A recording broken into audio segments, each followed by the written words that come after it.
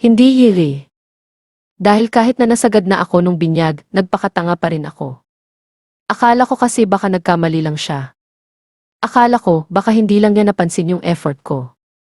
Na baka, deep inside, grateful naman siya pero hindi lang marunong mag-express.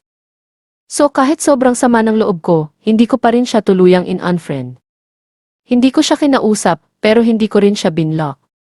May mga bagay kasi akong iniwan sa kanya noon, mga libro at ilang gamit na hiniram niya pero hindi na isinoli. Naisip ko, baka naman kapag lumipas ang ilang buwan, ma-realize niya ang ginawa niya. Another grave mistake. Dumating ang December, Pasko, season of giving, di ba? One night, biglang nag-message si Jenny sa akin. Jenny, sis, miss na kita. Merry Christmas! Napakunot noo ako. Merry Christmas! After lahat ng ginawa niya. Pero sige, dahil mahina ang puso ko, sumagot ako ng maikli.